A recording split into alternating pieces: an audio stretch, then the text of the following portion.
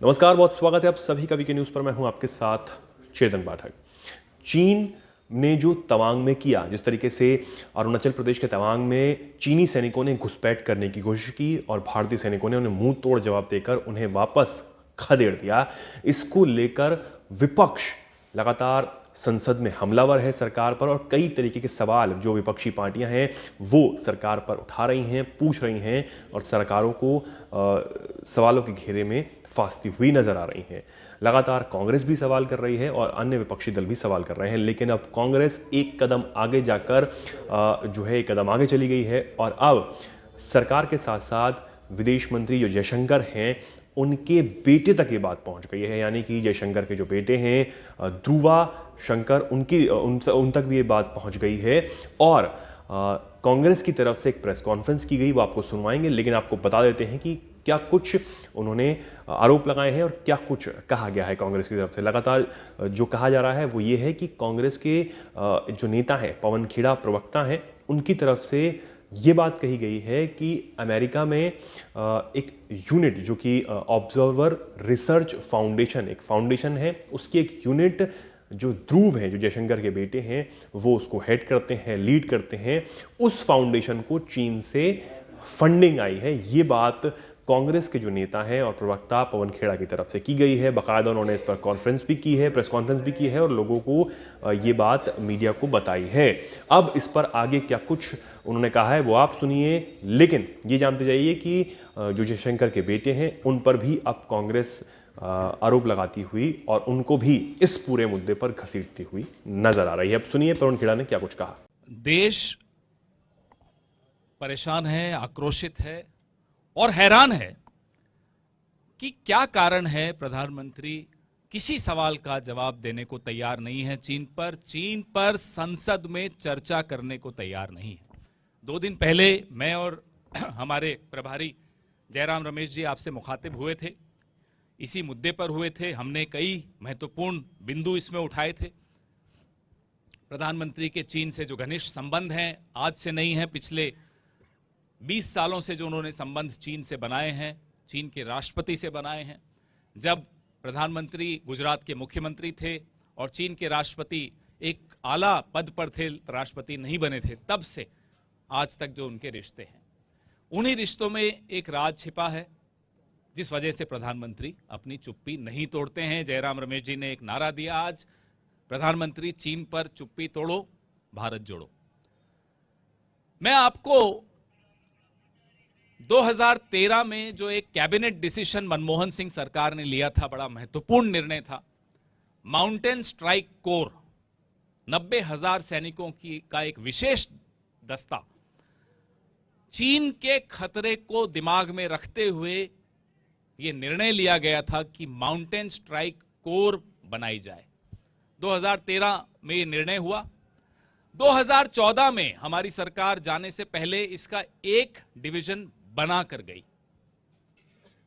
जिसके हेडक्वार्टर पश्चिम बंगाल में है। दूसरा डिवीजन पठानकोट में बनना था, सरकार बदल गई। चीन परस्त प्रधानमंत्री आ गए, नरेंद्र मोदी। मैं उनको चीन परस्त बोलता हूं, कारण है मेरे पास, हम सबके पास बहुत कारण है उनको चीन परस्त बोलने के। तो चीन परस्त प्रधानमंत्री नरेंद्र मोदी जी जब से प्रधानमंत्री बने, जो पठानकोट में माउंटेन स्ट्राइक कोर का दूसरा डिवीजन बनना था वो रोक दिया गया, फंड्स नहीं दिए गए, दूसरा डिवीजन नहीं बना, माउंटेन स्ट्राइक कोर को ठंडे बस्ते में डाल दिया गया। हम प्रधानमंत्री जी से पूछते हैं, जवाब दीजिए, दबाव किसका था आप पर? क्या चीन का दबाव था?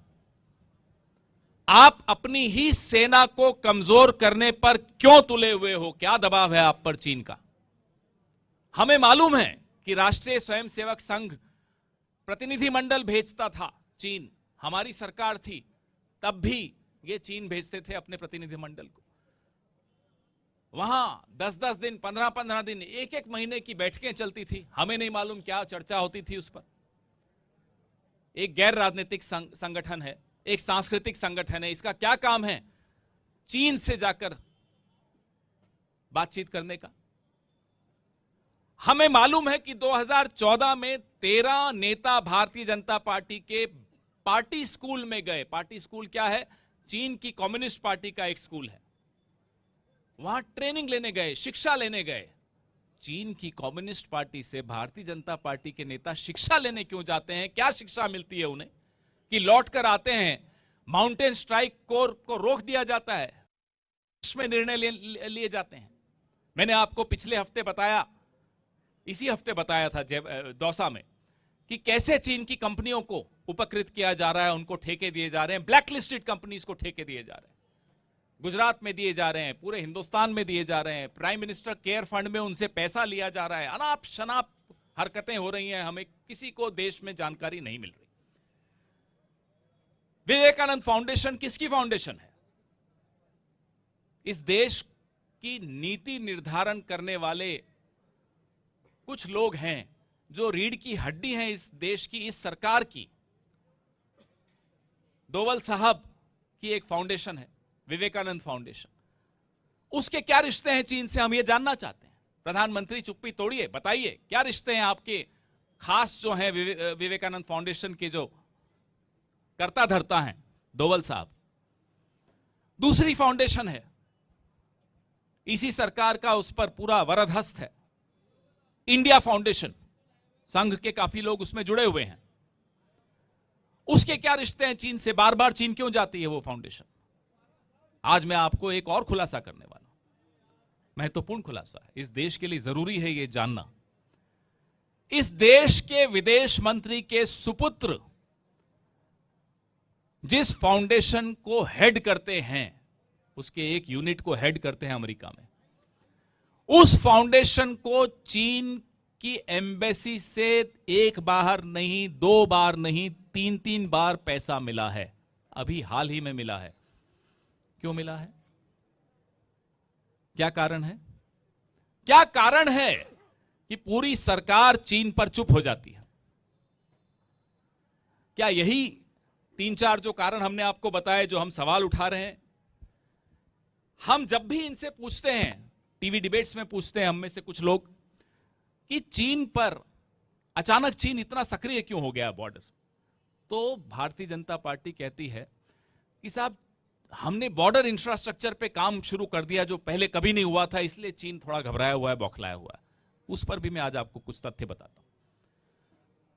BADP, border area development plan, 7वीं पंचवर्षीय योजना में राजीव गांधी जी के वक्त आया था।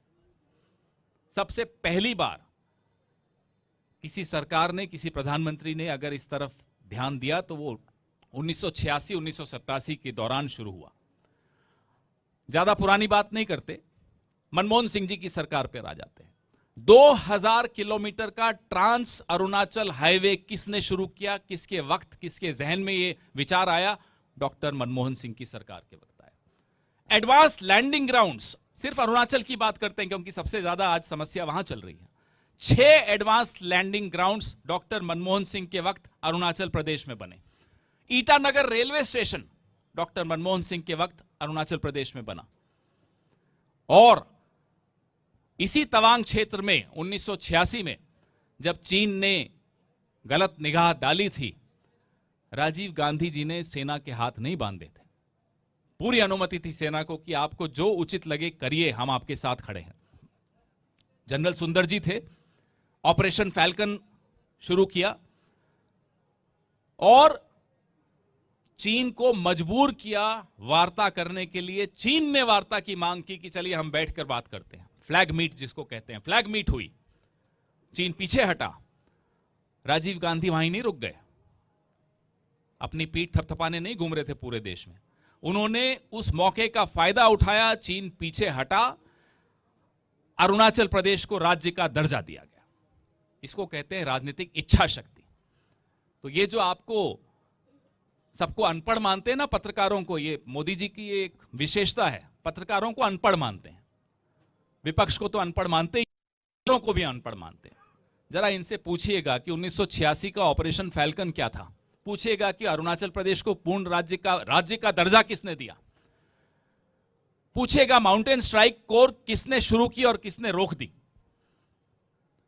और फिर जो मैंने कंपनियों के नाम आपको बताए, डोंगफेंग, यूसी, वेब मोबाइल, ये सब भी पूछिएगा वैसे क्या पूछेंगे आप, क्योंकि वो आपके सामने तो आते नहीं है, डरते हैं।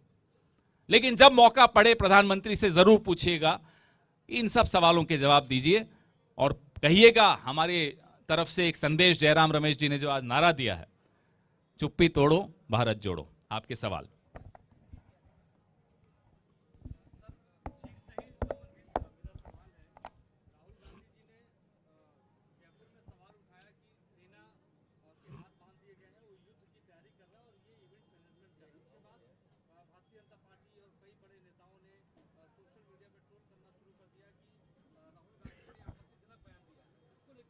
अरे आप जो कर रहे हैं वो आपत्तिजनक है, उस पर किसी को टिप्पणी नहीं करनी।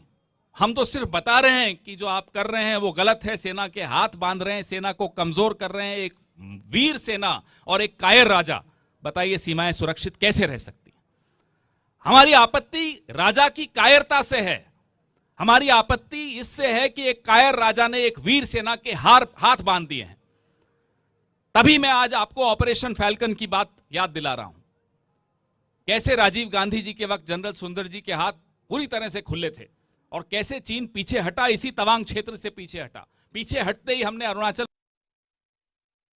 यह होता है एक मजबूत राजा, एक मजबूत सेना।